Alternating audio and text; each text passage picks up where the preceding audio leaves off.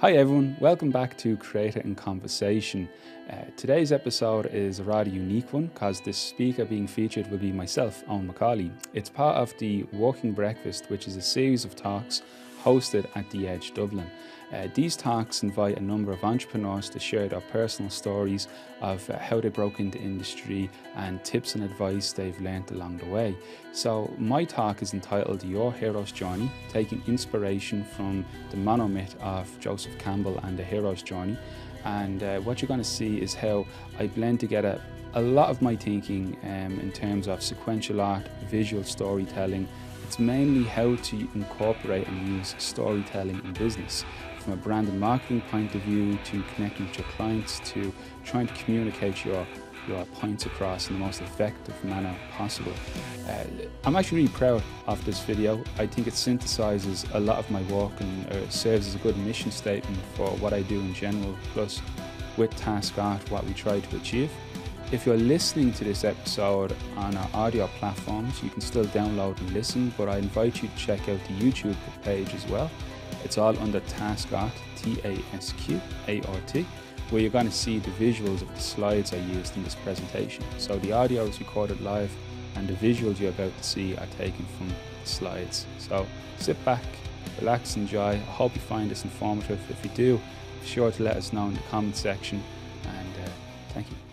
I have been, for as long as I can remember, an avid comic book reader. And I think many of us at some stage, that's how we learned to read. It was through images first. We had picture books. Now, the big difference between a comic book and, say, a picture book, which I'll explain, would be the way the imagery and the text synthesizes together. So they're not separate layers, but they are one and the same. So in 2011, I found myself surrounded by a bunch of unemployed artists and writers, and I decided to take the move to say, well, why don't we try and formalize this and see if we can create an entity, a business, something. If we have the skill set, well, let's try and coordinate. I took a non-production role, or creative role, I should say. So I wasn't writing, I wasn't illustrating. Instead, what I was doing was coordinating the many different creators in the team, Lightning Strike Comics. The reason for it is because everyone there, they didn't see themselves as entrepreneurs, even though they probably had the entrepreneurial skills. They were networking with each other, they were communicating with each other, but above all else, they were sharing their stories, both the creative narrative they wanted to put in print, or their own personal career trajectory, where they were coming from, where did they want to be. So we formed in 2011, we went in print in 2012, and subsequently then we went on to print 9 volumes of an anthology called Lightning Strike Presents. We adapted video games or Scalga, and we published them as well, comic book tie-ins, and we went on to work on licensed IPs as well, such as Sherlock Holmes, which we had authorization from the Arthur Conan Doyle estate and from the rights holders at the time, and some of the illustrators on that were included Mike Collins, who is the actual storyboard artist for the BBC Sherlock show with Benedict Cumberbatch, and he's also the storyboard artist for Doctor Who, and also other IPs as well, like The Phantom, which we continue to publish in serialized comic book form. We've recently been republished in Australia and Norway, and it runs every week in the Tala Echo. So if you pick up the Echo newspaper, you'd probably see the comic strip page. We have The Phantom, and we've also begun a new initiative of the Flash Gordon strip, which we translate Oscalia, because we recognised, as all entrepreneurs do, a gap in the market, which was, if you want to incentivize, if you want to encourage the younger generation to engage with the language, you need to offer some more modern incentives. So science fiction, for example, that's not really a genre in the Irish language because sci-fi is such a new term. But why not take something pre-existing? Like Flash Gordon is like over 90 years old, but we were able to find like 2 relatively old entities and synthesize it into something new and exciting. And unfortunately, the first time I was here, it wasn't even when Stefan was here. The very first time was back in the original iteration of the building. There was a tick in this room before Black Box was even an entity. It was an Entrepreneur 101 class. It was like a series of classes. And some of the lessons I learned there actually still stayed with me. So it's amazing how it brought my career full circle when I came back here. So Lightning Strike's still ongoing, and that led me to form another company called McAuley Consultancy. That came about because at an event like this is Dublin Comic Con, the head of programs at Pulse College at the time, David Williams, saw what I was doing and invited me to teach entrepreneurship and business to the video game students at the time. And what it was is about how could we create a lens. I believe entrepreneurship, you're not born an entrepreneur, it's a branch of philosophy in some ways. You basically take what your passion is and create that as a lens, and through that lens is how you perceive and want to be perceived. And one of the underpinning elements I want to convey in today's talk is you don't have to have a shared interest in order to share your interest. Your passion will always come true, but then what I want to try and explore with you today is nothing new. I'm not going to teach you anything that you're not already aware of. What we are going to do is look at it from a different perspective, and from that perspective we'll be able to see, well, what's the best way to articulate this interest, how to convey it, and there's many different ways we can look at it. So that's Lightning Strike and then McAuley Consultancy, and recently then I finished up a tenure of a decade, and through that time in third level I became a program director on a BA in animation, and I subsequently decided then I wanted to set my own academy, and as such I set up the TASQ Academy Sequential Art, or TASQ, TASQ. And what we do is we invite leading experts from around the globe to come and share their knowledge under the umbrella term of sequential art, which I'll explain a little bit more about with you. Now, the first thing I want to address with you all is how sequential art and imagery are already part of your everyday life without realizing it. First of all, semiotics. This is the term we all like to drop in my field to make ourselves sound very intellectual, academic. But all it is like how we convey information through science, through imagery. So essentially, if you see a skull and crossbones, you're not going to open up and find a skeleton. It would indicate poison. An electric bolt won't indicate sparks are flying. Be like, don't go near, that's dangerous, high voltage, and so on and so forth. Something as simple as someone crossing the road. Now, what's amazing about this form of communication is it's the oldest form of communication. Before we developed language, before we developed arithmetic, what we used were images. Early man, first thing they did was, carve or put something onto a wall. They said they want to immortalize a moment, and it's amazing because they said once they committed that to the canvas, which was just a stone wall, what they ended up creating was a message for future generations. So it's something that's very integral to us, and I want to talk a little bit about that unique element in terms of narrative with ourselves. In terms of animation, I often say to my students at the start of every semester, can you give me an example of everyday animation, but it can't be TV, film, video games, or advertising. So if you eliminate all of those, what's left? Well, did you catch the weather forecast? Background to that is a form of animation. Did you get your paper jammed in your printer recently? What comes up sees animations to show you what to do. Did you take GPS to find your way here today? That's a form of animation. And you can translate this all the way through UX and UI as well if you wish. Main thing is it's something that's so part of our everyday life. It's so intuitive now that we don't even realize it, which is really good design. It's the design that you're not aware of but still effectively doing its job. That's what's so great and keen about it. Even comic books. You might not have read comic books since you were perhaps a child yourself, or perhaps with your children or grandchildren. But did you recently take a trip on a ferry or a plane? More recently, what about COVID, for example? We all had to learn how to dispose of a mask, how to take a COVID test, how to administer medicine. And this is something which is pre-COVID very integral as well. When you think about it in developing nations where there may be a plague, a famine, a disease, and you have to communicate en masse, and particularly where it might be in an area of socio-economic,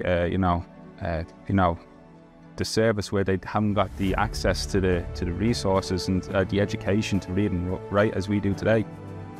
But visually, we communicate heavily and visually. That's our main form of communication. You all know what this is. Does everyone recognize what this is? Exactly, but this symbol here is probably one of the most iconic symbols you can find in the comic book realm. And of course, it represents Superman. But what if I was to tell you, if you look at this S, we know it's an S. And don't get too involved with any narrative or anything to do with the character. Its intention was always to be an S. But can you identify any animals, plural, within this design? Snakes. Okay, so the snake again. Now, the reason you're identifying the snake once more is because you're still wired to the S motif, and this little dot here gives it, but you can identify the S.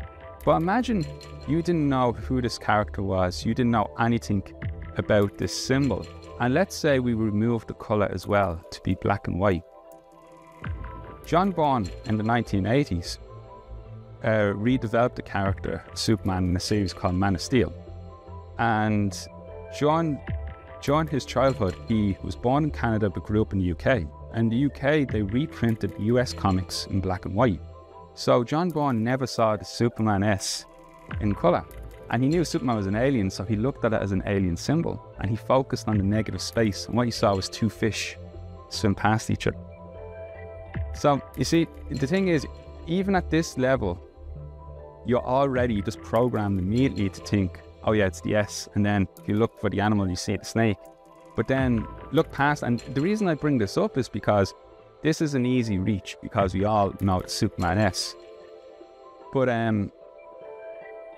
what it reveals is how susceptible we can be, and how easily something can be miscommunicated. In business, what we try to use when we tell a story or communicate something is to eliminate the possibility for it to be misinterpreted.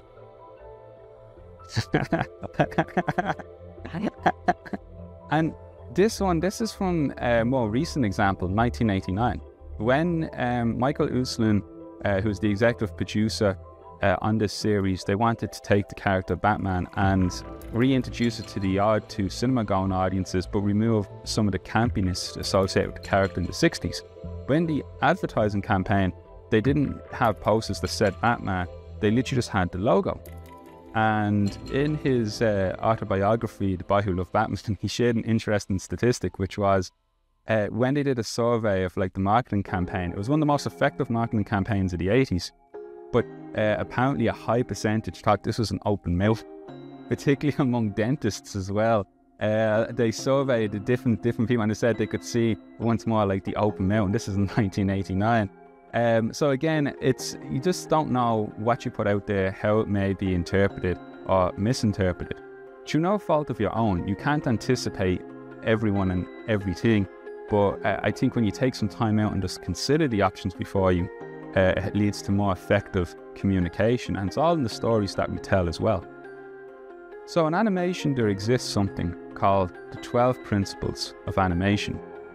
These principles weren't invented by Disney, but it was really Disney's organization who first went on to effectively, share and perfect this and codify it. There's a text called Disney, the Illusion of Life, because what is animation? It's an illusion. The character isn't actually moving on the screen. It's a series of images. I'm not going to go through all 12 principles with you today, but I want to draw your attention to this particular one, staging. The element of staging, what that infers is, how can you effectively communicate something across so that it can be intuitively and clearly understood by your audience? The way we achieve this in animation is through the form of a silhouette.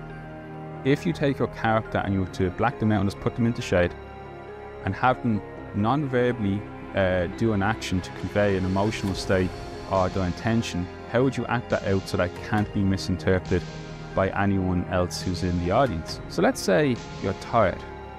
How would you communicate that visually through silhouette alone if someone's tired? You could go like this, big stretch, but that can also be, yes, I did it. So immediately we're like, same action means two things. Now, if you do something like this, yeah, that more effectively kind of communicates, particularly if they're more vertical. Close the fists into this, and it's like I'm smitten, but open hand means sleepy. So little minor edits like that can dramatically change what you're communicating across.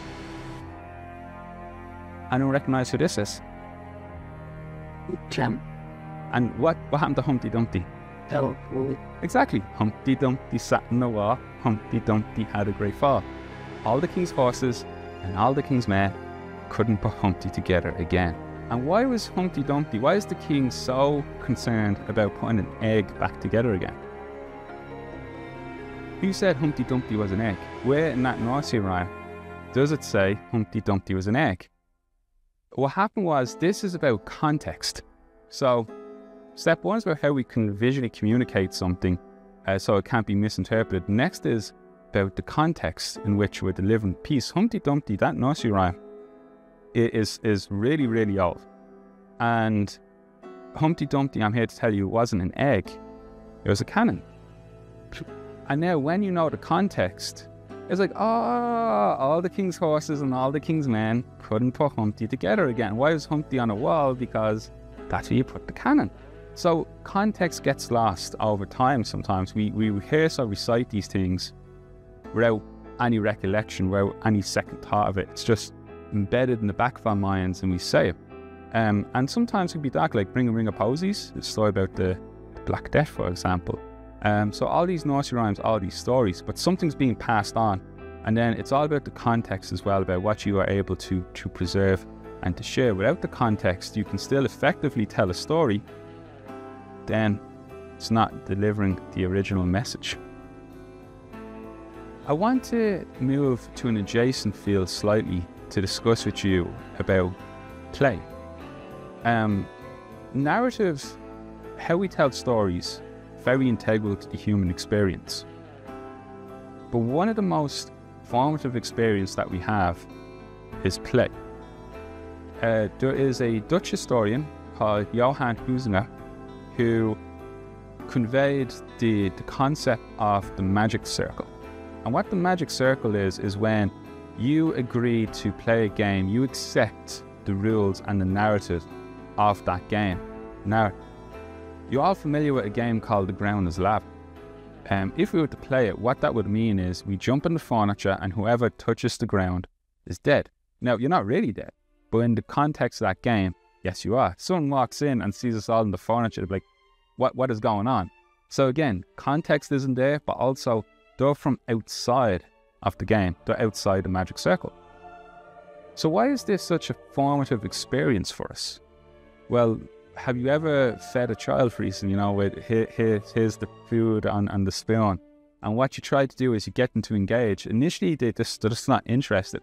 But if you make it a playful event, a game, suddenly the spoon becomes an airplane, they will either disagree to join or agree to participate then. They accept the rules and the narrative of the game.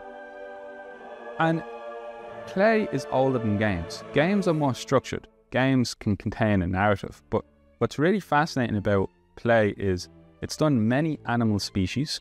It includes the passing of knowledge, determining your social range, first way to negate, I want you on my team, I don't want you on my team. And it's also possible between species as well, simply just by playing fetch with your pet dog. And then it's above all else, communication non-verbal. So you're still communicating, but you don't necessarily have to speak. A friend of mine, a colleague, went to Japan recently and was engaging in like these board games and chess games and not a word of the language. But again, play could still take place, communication could still take place. So what we're seeing here is when you're trying to reach in marketing, you all know about the funnel. You want to reach as many people and then bring them straight into you. But what you need to do as well is to anticipate, well, what's the widest net you can do to capture everyone's attention then? And once you have that, then feed into your sales pipeline, your sales funnel. But first and foremost, think in terms of the visual. No matter what field you're in, there's always something of merit that you can gain from like-minded entrepreneurs. So I mentioned that the very first time that I was here in this building, in its previous incarnation, I was in a business class. And while I was here, there were a couple of different gentlemen. I was the comic book guy. One had a contract for Under Armour in the country in Ireland, and another was in charge of fire extinguishers. You couldn't have three more different businesses. But then, just simply thinking, I went to the fire extinguisher guy, hey, do you need those instructions, of what to do, how to use the fire extinguisher? what to do in the case of a fire. So I'm your guy. I know exactly what you need and can get that done for you. For the Under Armour guy, I coincidentally knew people in sports and clubs, and I was like, hey, if they need logos designed, we can do the logo design, then I can hire you and get you the contract to print the logo, and then by the end of it, we all found business. All because you don't have to have a shared interest. We were different fields, but because we shared our interest, because we shared our field with each other, because we shared our story, business was able to take place. And again, the reason I bring up games and plays because these are a way of how we here today. This is what kept us alive. I was in the Natural History Museum in New York a number of years ago, and there was a couple of exhibits that really took my interest about, evolution of early man. The first was the doll. Why do dolls exist? Well, they were simply to instruct us how to care for our young through mimicry. The same for little toy bow and arrows that existed. And then more interestingly were the use of games, board games. Before we developed arithmetic or maths, we had games because again, we were non-verbal, non-written form of society. How do we pass on information? And we do that through rituals, through stories, through something that can be mimicked and passed on. And whether we realize it or not, we're still adhering to those exact same rules. That's exactly how we're hardwired and programmed. So, why do we play these games? There's to play fun, yes, but also there's a social aspect to it all, which is important. When you're trying to communicate to your audience, there's always a social aspect to it. Look where we are today, today's setting as a working breakfast. Mechanical skills come into play with it as well. How we communicate also, and as I mentioned, it's a non-verbal form, but also reveals something about us as well. Do you follow rules or do you break the rules, And that's something that's really interesting. So that's something that, it reveals itself to you. It may not reveal itself to everyone that you play with, but it reveals itself to you. And we also learn that something is at play. There's a direct reward, such as winning the game, or the indirect or direct, which is to impress your peers or someone else as well. Now, this, from a narrative point of view, is important because I always encourage the use of playing games. There's a case in America where they're saying if you're going to have kids, do gym or to do art class, give them a session where they play video games as well. And people are like, what? That's insane. We can't send our children to school just to play video games. They said, no, think about it. Think about your school experience. You have a group who may excel academically. You may have a group who excel athletically.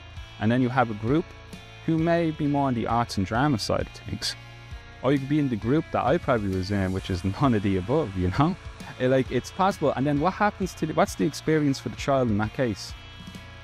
They feel alienated. They feel invisible. But here's the thing. You could be the star athlete on the field. You could be the brainiac in class. You could be the star on the stage. But put a console in the hand into the even playing field that doesn't necessarily translate, and suddenly visually people recognize, oh, there's Timmy. I didn't recognize Timmy before, and it comes across. The element that something's at play, what we're seeing here is a simulation as well. And I want to introduce some concepts of game and play to you now, because as we explore narrative, what do we all do as business owners? Well, we develop our business plans.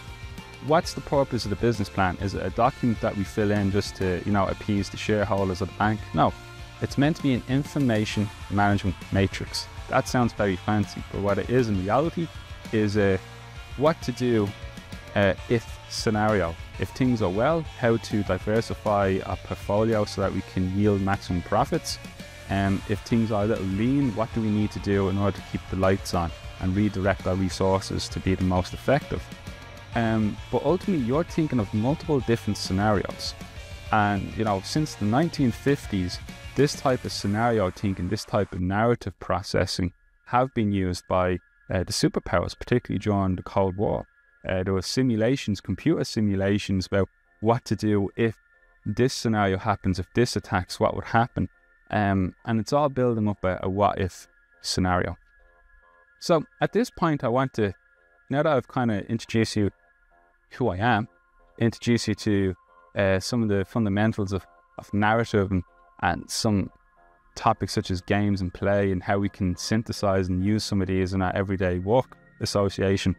I just want to bring it close to home to talk to you a little bit about sequential art and what that is. So as you can see, TASQ Art, the SQ stands for the Sequential Art, Tallaght Academy's Sequential Art.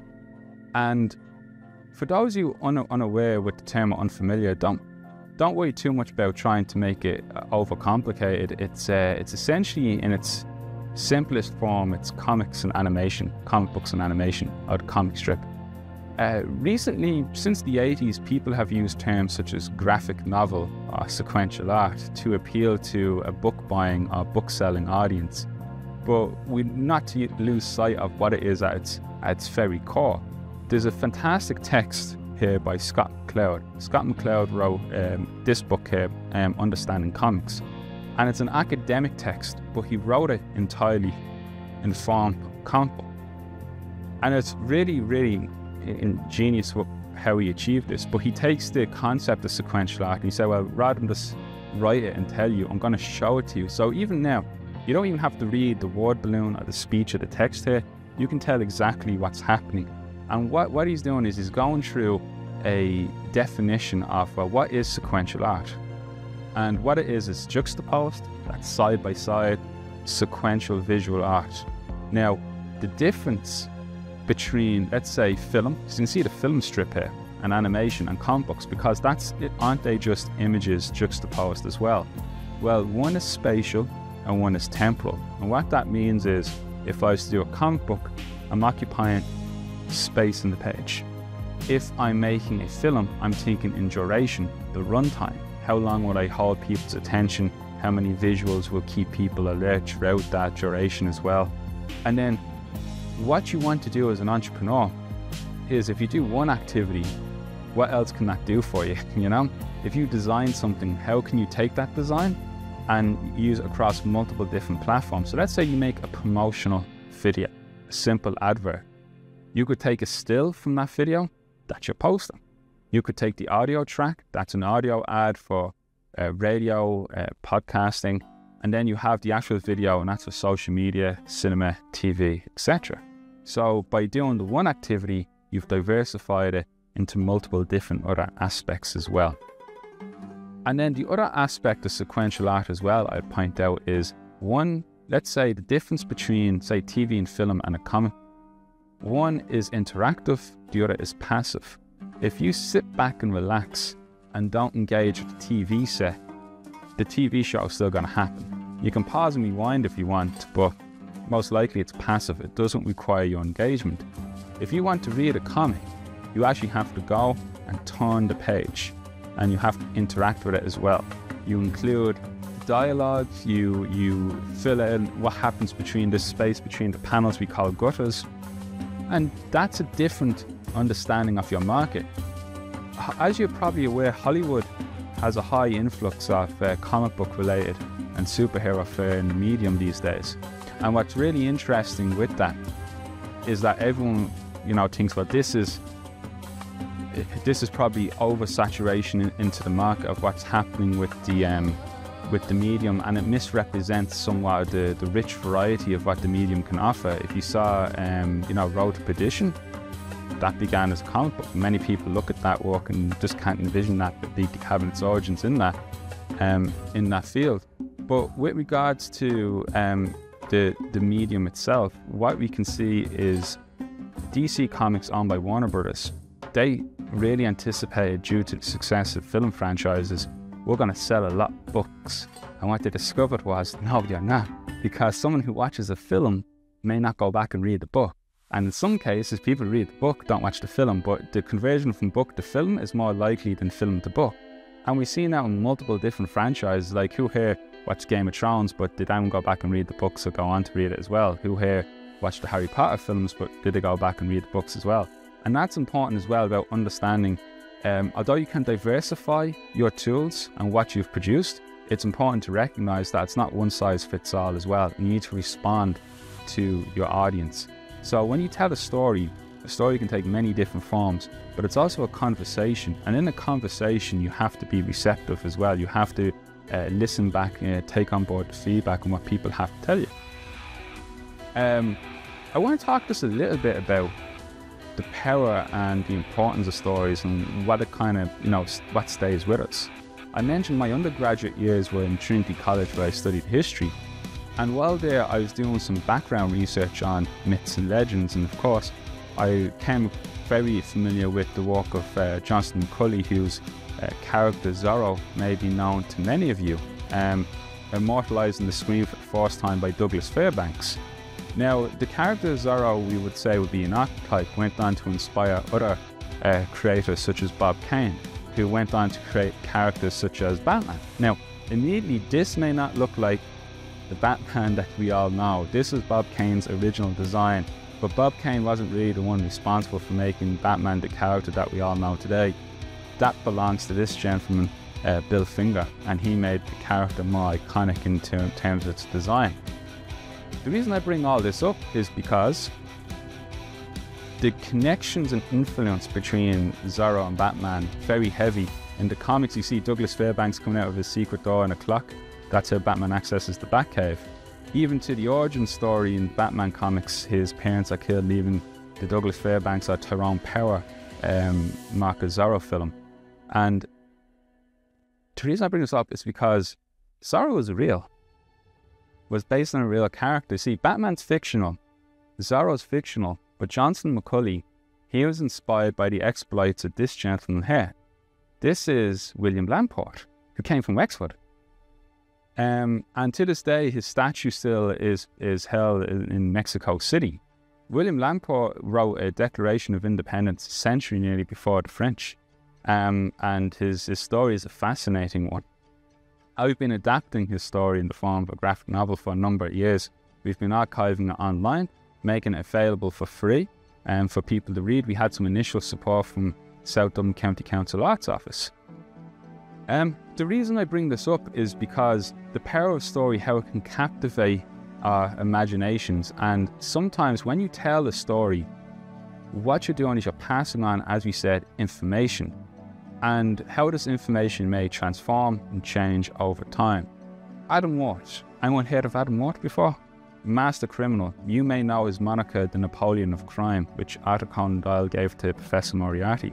So again, he was relevant in the news, and Conan Doyle took that moniker, the Napoleon of Crime, added to one of his infamous characters. Sword in the Stone. There's perhaps no greater primal story than the Arthurian legend of pulling the sword from the stone. But how old would you say that story is? You might go back to medieval time, but now you're going back even further. You can go all the way back to the Bronze Age. How is that possible? Well, the sword at one stage was the most sophisticated and advanced form of technology. How you forge a sword,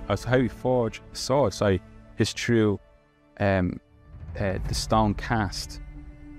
And so what we see there is a very primal story of forging the weapon yielded power, who held the sword held power. And through the years, to the millennia, we forget the initial origin of it, but it's still we still remember it in some capacity, and we remember this very archetypical moment through the Arthurian legend.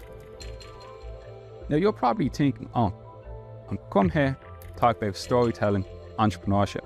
What are you spouting on about? Please give me something useful to apply to my business. Well, hold your horses, we're getting there. I mentioned that one of the characters that I cover is the Phantom.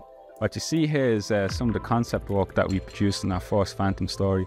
Inks by Robert Carey, colours by Trina Farrell, and final letters and graphics by Rob Jones. The story of the Phantom is really interesting, as opposed to popular fare like Zorro or Batman or Superman having dual identities. The story of the Phantom is about set 4 centuries ago, where a young cabin boy is thrown overboard by his father when they're raided by pirates. And he's found by a friendly tribe who nurse him back to health off the coast of Bengala. And when he discovers the body of the man who's slain his father, he makes an oath to pull his skull to avenge his death by spending the rest of his life fighting against piracy, greed and cruelty. But what makes the character stand out against all others isn't the oath or the adoption of to fight injustice. It's the fact that he makes the pledge for all his descendants. So 20 generations hence, his descendants, his children, typically the eldest son would adopt the guise, and that's why he wears the mask, so that he appears as a phantom, a man who cannot die, a ghost who walks. So you see the phantom, and then you see the phantom years later. He doesn't age, he's immortal, and that gives him an edge. The reason I wanted to introduce this character to you was not for a form of shameless self-promotion, but to illustrate the impact of pop culture. Popular culture are the songs, the stories, the very clothes that we wear. If you think about it, you can go out onto the street, you see a dozen people wear Nike t-shirts. Go back to the 1930s, Superman had that S in his chest, probably the first character to self-brand, to wear the logo, and for that instant brand recognition as well.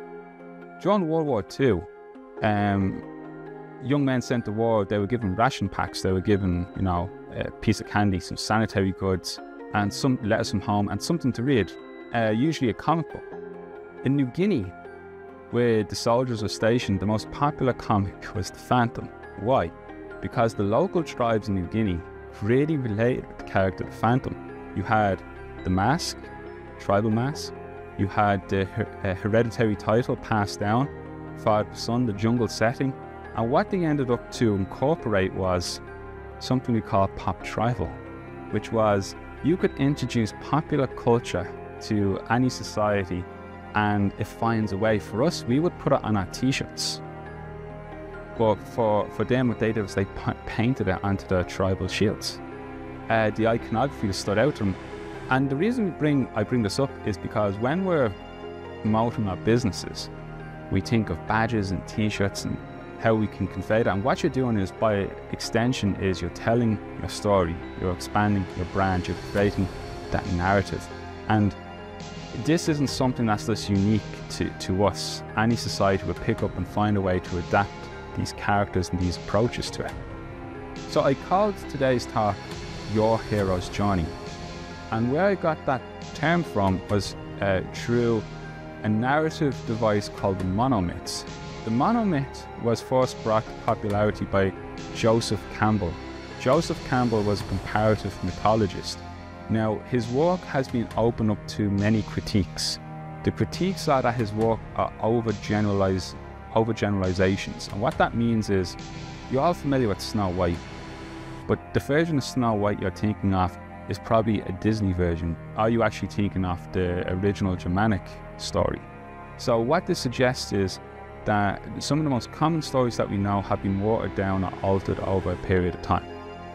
Now, what Campbell was trying to propose was the idea of a monomyth, which is, if you take the story of Cuchulainn, take the story of King Arthur, take the story of Hercules, you would see a series of recurring narrative beats, which he calls the monomyth, a single myth that's common to all. Now, I'm not here today to go into a debate or a lecture on the merits or dismerits of that. But what I will draw your attention to was that Joseph Campbell wrote a text called A Hero, A Thousand Faces, and that heavily inspired George Lucas.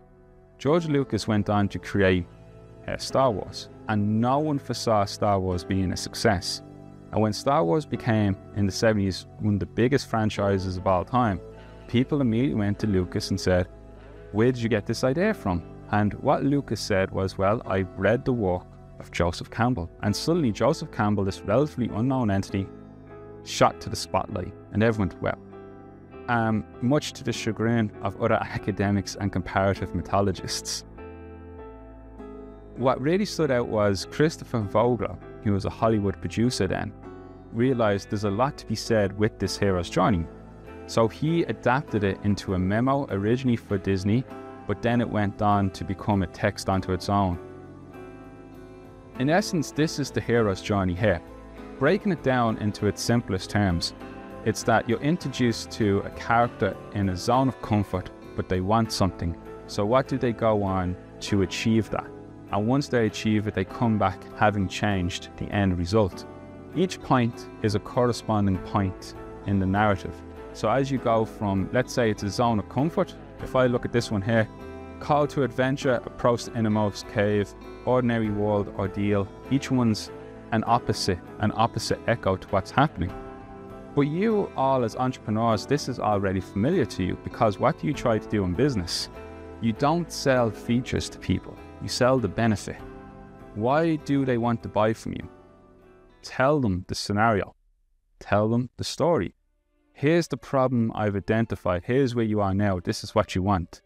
I understand, I empathize, here is how my product, my service, my business will assist you, and talk them through that scenario. And then at the end, having changed, so tell them what the end result will be. I mentioned to you all that I'm not going to go or teach you anything new or cover anything new with you today, and I honestly haven't. If you're unfamiliar with the hero's journey, you could have come through the door today and say, well, I've never heard of any of this. I guarantee you've been exposed to it. Did you watch Harry Potter, Star Wars, The Matrix, Spider-Man, Lion King, The Lord of the Rings? Different genres, different films, different methods. But what we see is ordinary world, Harry Potter in the cupboard, Luke on the farm, Thomas Anderson, working in the office, Peter Parker as the school kid, Simba as the heir to the Pride Land, and then Frodo lives in the Shire. And then something will happen. Gandalf tells Frodo he needs to get rid of the ring. Scar kills Mufasa. A spider bites Peter. Neo gets cryptic messages about the Matrix. R2-D2 gives a message to Luke. Harry Potter gets a letter to go to Hogwarts. It's interesting. They're both different, but the narrative beat is very much core. It's very much the same. Like here they're getting the call to action, actual message that's going on. Then there's a refusal. Like Harry doesn't believe he's a wizard. Luke can't accept Obi-Wan's offer. Neo talks to Trinity to make sure it's not a dream. Peter doesn't use his powers heroically. He uses it to gain money. Simba is scared by Scar and runs off. Frodo is reluctant to leave the Shire. And then finally, Gandalf introduces Frodo to the Fellowship. Timon and Pumbaa tells Simba to embrace Hakuna Matata. Uncle Ben advises Peter, with great power comes great responsibility. Morpheus tells Neo to take the pill. Obi-Wan Kenobi gives Luke his father's lightsaber. And Hagrid tells Harry he's a wizard and takes him to Diagon Alley. And then so on, so forth. They reveal something about the characters then. They go on and they overcome great peril. Upon defeating the great peril, they go on to find a way back from whence they came, but this time having changed and with proof of the journey along the way. And what you're seeing is different narrative strands, different characters, different mediums. So like one's live action, one's animated, one's fantasy, one's action adventure. One's aimed for a younger audience, one's aimed for a more mature audience, but the beats are there.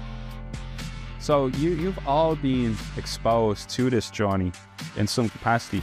And if you look to the far right of the screen, you can see the map of the pathway itself as well as it goes through.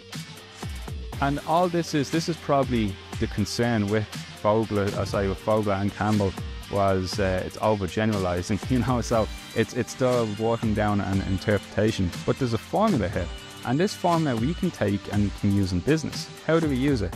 Your elevator pitch, who you are and what you do, selling the benefits over the features of your products as well, and identifying the issue or problem with your consumer. So let's translate a lot of this to the business world. First of all, promotion. Where do you need to be? What's your preference? What's affordable for you now? And what type of coverage will you have? Remember, bootstrapping your business is not a negative approach at all. Sometimes people misinterpret by what we mean by bootstrapping or doing something as cheap as possible. Cheap doesn't mean inferior. Cheap is about yielding the highest possible profit, the maximum result from your investment, because any money you put into the business you have to make back. Like, it's easy to say give me 10 grand and I'll give you the moon, but you have to make the 10 grand back. How long does it take you to do that? So first of all, understand the placement of where your business is. Do you need to be in the storefront on the main street, or do you work from a spare bedroom? What makes the most economical sense? Promotion. First impressions count, but promotion is ongoing. Sometimes people think it's all about in the startup stage, but no, it's something that you have to do to continually remind your audience and your customer, hey, here I am, and how do you engage and re-engage with them as well. And then understand the method which works for you. You have the personal selling, where you're actually in the room with individuals. You can advertise, but advertise is impersonal and it means mass communication. And the way advertising needs to work is not you see my ad and you see my ad, but you see my ad, you tell 2 more people about my ad, you tell 4 more people about my ad. But how do you incentivize that? What's the content? What content do you need to make so that it's being shared? Exhibitions are great, core events, which are essential to the event you're doing. The online world is all well and good, but what's your schedule and what's your approach for it? Working with PR firms, above all else, word of mouth, what people say about you. So remember, advertising, it's one directional when you put it out there. So the content you put on your advert, you need to make as engaging as possible. So create awareness of the new product is one of our objectives for advertising, but also to inform the customers about benefits. Once more, it's the benefits over the features, and to persuade the customers to choose your product as well. So reinforce and remind them for pre-existing businesses, and make things easy for them. Like whatever you do, try and make it easy so that they can find and identify you online as well. And don't be afraid to R&D as well. Like I moved in here and opened my doors in February, and last month or in August, I changed my logo and did a rebrand on the website and stuff, because I knew what was working and what wasn't working. And that's something that happens in business. You gotta do a redesign, you gotta redevelop. It's an ongoing process. Anything you commit to paper in business, any document you produce should be a living document. That's something that you update regularly. Going back to that complicated term, information management matrix, all that really means is updating and revising where relevant. So going then to the content we put online, people are not incentivized, do not appreciate logging on and you're trying to sell them something constantly. Buy, sell, sell, sell. So what else can you put onto the website? Something that you learnt, share what you've learnt that you found beneficial. The audience goes, I learned something from this, I think I'll check back in regularly. Now, you might not immediately get them as a customer, but what will happen is they will continually re-engage with you then, and then on the second or third click, they might turn around and be like, okay, maybe I will buy from them. Your photographs, your videos, hold competitions, events that you're attending or events that you're hosting as well. Inspirational quotes, that's a real LinkedIn approach I know. Save the date, and then also any media coverage that you've gathered. And remember, in a world of social media, your goal in social media is to redirect them from the social media to your website, not vice versa. If you conduct a lot of your business on social media, you're giving away a portion of your market share and true value as well. If people are buying through a social media website, then you're losing the percentage take that you could have had if they bought directly from your store. And don't forget, when people buy directly from your store, what payment platform are you using? If you're using something like PayPal, 3% already going in costs and fees as well. If it's through an invoice or a bank wire transfer, that takes a little bit longer in processing when you're chasing invoices and such. So make it easy and accessible for how they do business with you, but also make it accessible as well for how you engage with them through social media. And then if I was to use an example from my own realm, people are so well and good to say, well, what's the idea? We're going to do a big campaign, we're going to go viral, we're going to go Facebook, YouTube, Instagram, do the app, do all this. That's great, but what are they going to do on all those channels? So, don't run before you know how to walk. Perhaps master or understand one platform and understand it well. And I do believe if you're in the startup stage, set up as many accounts in your business's name to have. You don't have to publish, just have them. Better to have it and not need it than need it and not have it. But if you're a brand new business, definitely do that. If you're a pre-existing business and you're not on any emerging platforms like Threads or Blue Sky, anything like that, it's better to have it in your back pocket as well, okay? So in business, it's all about redundancy, having the backup, but also have the plan and understand. And the social media calendar is very important to know what information you're putting out at what time. And it's also very time consuming, particularly if you're a sole trader. That's a lot to put onto your shoulders. So you need to understand your billable and non-billable hours and where you can absorb the cost into it. Some information here I'm going to share with you direct from Google themselves. And this is information shared to me via Google. I was saying just before the recording, these breakfast briefings, they used to call them, similar to the walking breakfast here. And these are some of the points that they say when it comes towards the fundamentals to create content that people love, because that's how you get people to share. It's one, develop content that's highly shareable. Best content is usually humorous or with a story. We're coming into Christmas time. You're going to see all those corny Christmas ads and stories very soon. But that's what people like, pulls on the heartstrings, and that's what they share. Collaboration is important as well.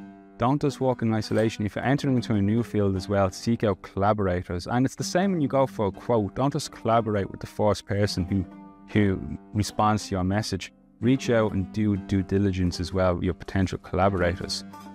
Also, people engage with the individuals as well as the brands. Don't be afraid to converse with them. If you're engaging with people, particularly through YouTube, beauty products and makeup, one of the best sellers on YouTube because of the interaction.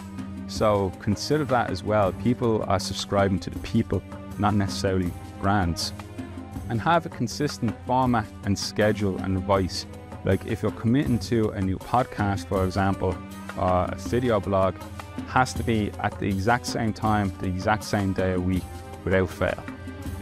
Do not start or commence anything if you haven't got everything piled up already and ready to go in reserve. If you find yourself catching up week on week, something will go amiss. That's a lesson that we're learning. And with the Academy, we have with Light and Strike as well, publishing endeavours, we have monthly books that go out, we have monthly digital books that go out, and we have the weekly strip. But the weekly strip, despite adding in the buffer time, was still 1 week with the translations, 1 week translations. So you really need to have that buffer space when something goes wrong.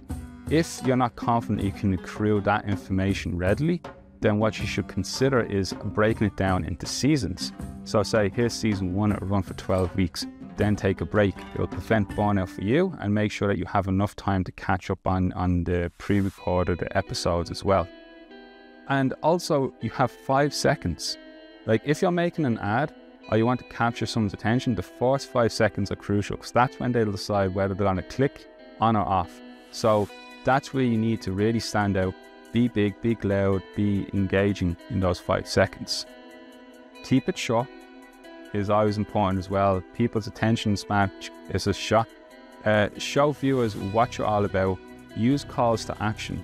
If we go back to the hero's journey, what is in each of those films was a call to action, a literal call to the hero. What are you doing in business? You're telling the customer, here's your call to action. Here's the problem you're facing. Here's how I'm going to help you. Break that down to a narrative for them. Give them time to take action as well. Like tell them what the next steps are. Email us today, or this deal will last us so long, but give them that time to consider. And if you're doing an ad, and if you're creating an ad for YouTube or to be embedded in videos online, give it a real title and consider the thumbnail. That's the static image or the cover image that will be used in it as well. And then, you know, that compelling thumbnail when uploaded is really what's going to hook in a lot of your audience as well. And guerrilla marketing. This is something which is really underutilized by a lot of creatives in design. Like, it doesn't have to cost a lot of money. Keep it simple. So Kit Kat, like, put this somewhere in a park bench. Everyone's going to take a picture. Everyone's going to put it on their social media, and that's it. Best money ever spent. You know, you're mobilizing the audience for you to do that. So low budget, as I said, bootstrapping your business doesn't mean that you have to spend a lot of money to it, but high exposure and originality of thought as well. So what do we have to influence our promotional channels? So we have, how far of coverage do you want your message to spread? If you're a local business, you don't need people abroad to really know about you that much, but if people locally don't know about you, what's causing the blockage there? The cost, what do you have to spend, what do you need to spend, 2 different elements as well. And compatibility as well, is what you're offering compatible with your customers? Like, it could be nothing wrong with the idea at all, it could function exactly as you want, but is it what your customer wants? Competitive activity. How do your competitors promote themselves? Look at the competition. What can you improve and exceed on?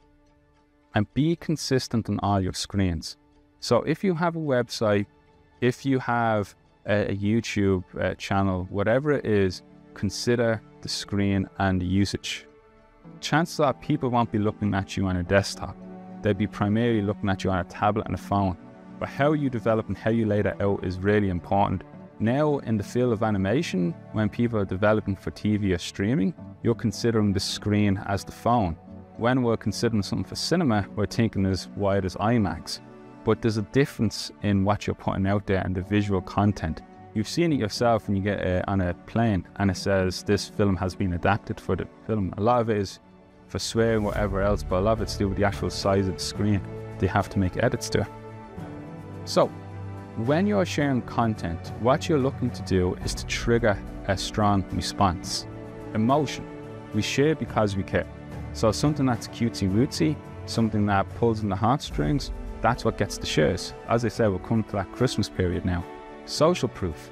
We share what makes us look cool, smart, and savvy. You ever see an ad for toothpaste? You always have a dentist who always talks you through everything about the composition of your teeth, composition of the toothpaste. But for the end of it, it instills a sense of, oh, these are kind of experts who are telling me and I'm learning something about tooth enamel along the way. Practical value. If your content is useful, people will spread the word for you as well. And that's kind of what you want. Even if people don't buy from you, the conversion rate from those who engage to those who actually buy. Two different elements, but what you want to do is try and make sure that you're in the circulation with them. And of course, stories. Stories.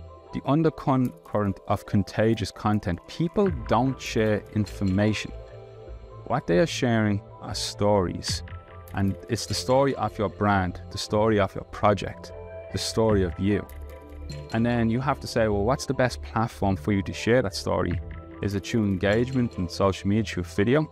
In education, we have something called universal design and learning. And what that is that we allow students to choose, do you want to be assessed through a written essay or through a verbal presentation?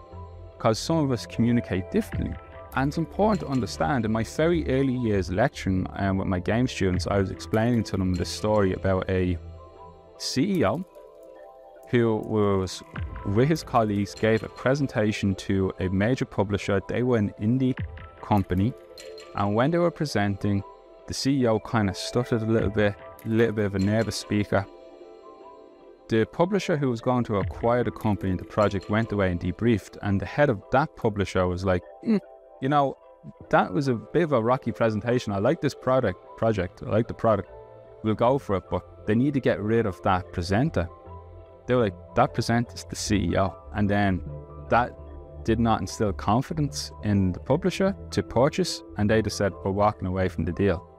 Now, what you can do in this scenario is, if you're a CEO, if you're the leader of the company, does not mean that you have to be the expert in everything. Like, know your limitations. If you're good at public speaking, great, be the face of the company. If public speaking isn't your forte, collaborate or hire the right party who will best represent your brand for you.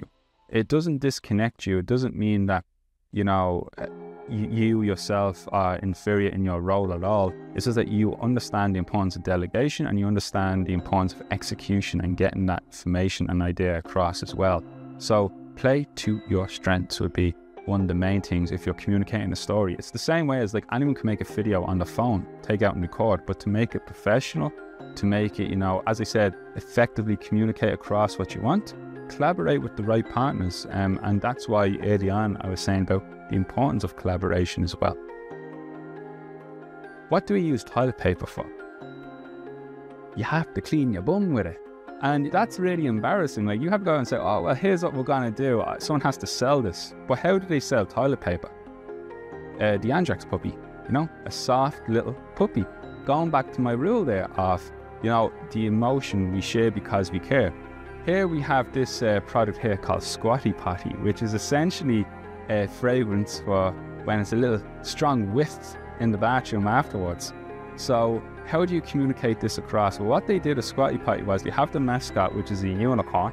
This is the promotional picture for Talk Today, Stefano, that we put online. But what's happening here is they come up with like this brand narrative of like the unicorn with the nice smelling farts to get rid of the bad odors. Now, it's surreal, but it's also, it immediately got an emotive response. As soon as you see the image, you all chuckled. You're like, what's this? This is something different. It's colourful, it's engaging, and it removes the awkwardness of it all. And although it's awkward, it's still practical. These are practical product considerations, and you can do it one or two ways. You can be very clinical about it, or you can go forward and, you know, make it engaging for audiences. And what they did was they found 600% increase of sales online and 400% in retail when they released the videos through, because suddenly it's like no one else had the gumption or the confidence to go through it to build that narrative. Wasn't that the product? Again, I'm not an expert in this particular industry, but I doubt like it was that the product smelled that good that everyone was buying it. It's because of the brand. It was because of the story that they were telling. And you can see immediately how people were able to latch on and connect with the brand and the narrative as well. This brings me back to my own industry. A question often given to me is about the oversaturation of the superhero genre within the medium of comic books. Don't forget, here in Ireland, we have a strong history of sequential art. The ancient high crosses, they had images carved from the Bible, three-dimensional comics if anything, political cartoons used by Jim Larkin and such. Who was the topic? Grace, from the song Grace. Was it Joseph Plunkett's wife, was it? But she was a political cartoonist as well, you know? And a lot of people, you know, forget her history and story as well. But we have a rich history with the medium of comic books. But why so many superheroes? And there's a famous author called Grant Morrison, and they put forward this idea of look at a tea party. Okay, it's a tea party. Everyone's there in the tea party. Everyone's dressed nice. It's a big occasion. Replace all the people with monkeys, okay? And suddenly it's still a tea party, but it's much more interesting. Like if you have two characters sit in a restaurant, okay, if they're in spandex and helmets and magical swords, oh, this is interesting, you know? So you got to figure out what is your superhero in your story. Like what's the brand? What's unique to it? What could be added as a mascot? What could be used as an avatar? What could you use to create mass appeal? So when promoting, know of course your market, develop a strategy that appeals to them, but overall have a strong corporate brand identity, promote who you are, and that is versatile enough to adapt to other medias. Second company I set up, McAuley Consultancy. This is our logo. Now with a logo design, what you want is simple shapes. So when anyone sees it, they can draw it. So we just use simple triangles, and we were able to make the M and the C. Perfect. Then we had the color brand, red and white. Perfect. But then what we want to do to convey who we are was, obviously my genesis began in comic books. Let's just make a 3 simple panel comic strip. And when we made it, we used simple shapes, no defining features, so that anyone could project onto it. Use the color pattern as we went along. I still have my main points, which is create, consult, initiate. So my initial start of the company was primarily people wanting to get a comic book off the ground, wanted to get a video game off the ground, but didn't want to write the business plan, didn't want to do the paperwork, just needed someone that would handle the non-creative side. I'm like, I can do it, no problem. And the universal idea of the light bulb, going back to semiotics, oh, I have an idea, ding, and then suddenly have an idea, share the idea, launch the idea. Something simple. Now, that's the concept, that's the narrative. But this image here, I could have this as the back of a business card. I could have it as my cover page on social media. Very easily add a simple motion graphic to it and you have a video. Like I was able, this one item achieved so much, but I was able to diversify it quite easily, have it as a billboard, so on and so forth. Streamline it, simple, intuitive. And then of course, animation as an educational tool. If you're trying to communicate to your colleagues, like this slideshow is a simple animation. It has a device that lets me go forward and back. A user control mechanic is the complicated term for it. But in essence, it's just that I can slow down, go back, go forward. But the difference, if you choose to use animation as an educational tool, first of all, it's collaborative. It gives you new skills. And it's the difference between conveying a static image and a temporal image. So if I was to show you the schematic of a pump, you might intuitively understand how the pump works, but if I show you a GIF of the pump, everyone will instantly understand the function of the pump. And it demonstrates transformation in real time without using auxiliary markings like arrows and such. When I was first here, as I mentioned, that was many years ago in that class, they were saying you have to have a photograph, for social media, you have to have an image. And now it's like you have to have video content. If you do not have video content, you're just dead in the water. So it's always the next thing to catch the attention. So earlier on, and we're coming towards a bit of a conclusion soon, but earlier on I introduced you to the concept games. And the reason I wanted to give you the idea of, play and games is because game narrative is another different breed of storytelling, but one that you can easily adapt for strategy. Business is all about strategy. The Art of War is always one of the most cited texts in any business school or reading lists around the world. Video games, particularly in the 21st century, very complicated. You have something called AAA games. These are games with massive budgets and high graphic appeal that are both critical and commercial successes.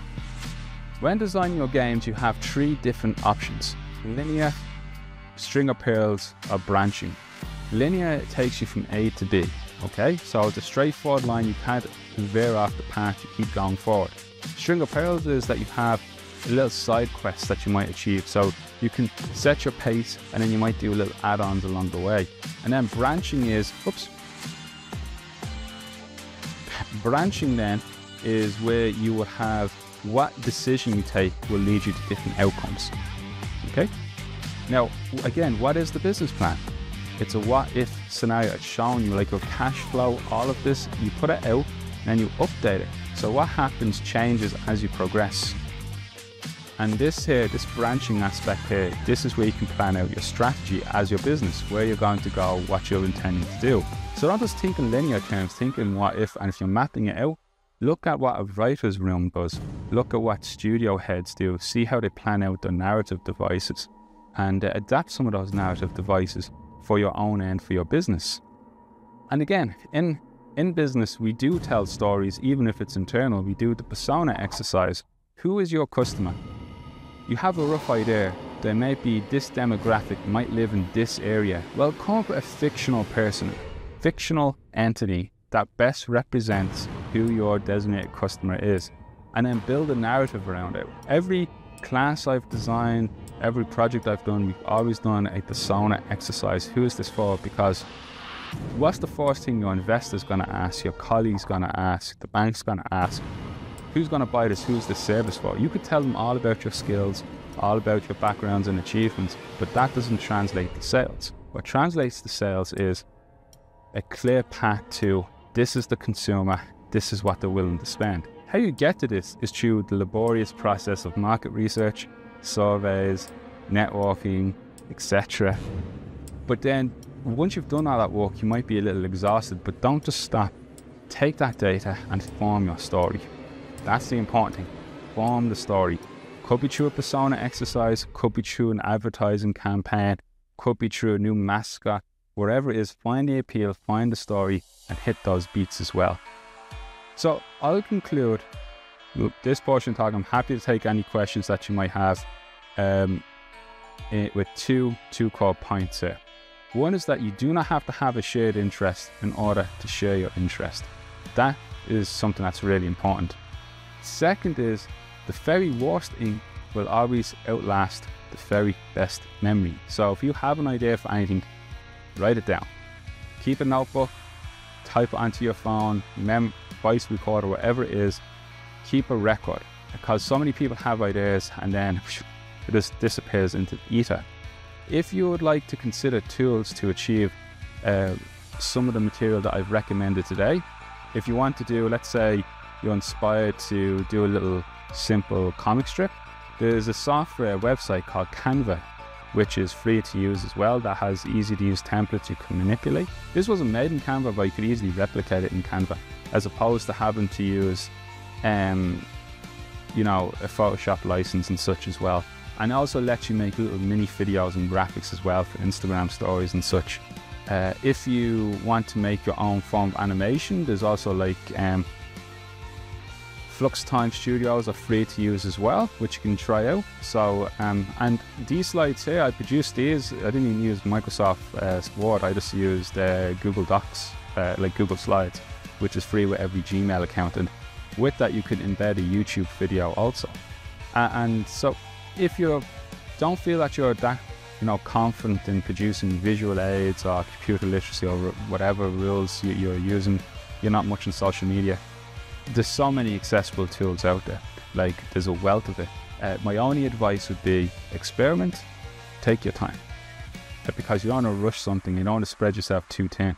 Master the one and then progress on as well. So begin with your strong visuals and extrapolate that out. There is another one called a free to use video editing software called Shotcut, Shotcut. And that's free to use, and you can rip out audio from videos and you can insert static videos and overlay it as well. It's so handy, and there's so many how-to videos on YouTube as well to assist you with that, because the world of video editing is so important now as well. And that, ladies and gentlemen, would be that for me today. So thank you so much for your attention. I hope you found something of value to it. I'm based here in TASQ Art, and I'm usually here. I don't think I leave the place at this stage, but like, if you ever need any questions or queries to it, Mari's around, so do find us out and find us at TASQ Art. Thanks again, everyone, for joining us for this episode. You're probably sick of listening to me now. Don't worry, this is a one-off. There'll be many more speakers joining me and guest speakers in coming episodes. If you enjoyed this episode, please consider liking and subscribing. Sharing is also a huge benefit for us as well in helping to grow the podcast. And this has been a copyright production of McAuley Consultancy 2025.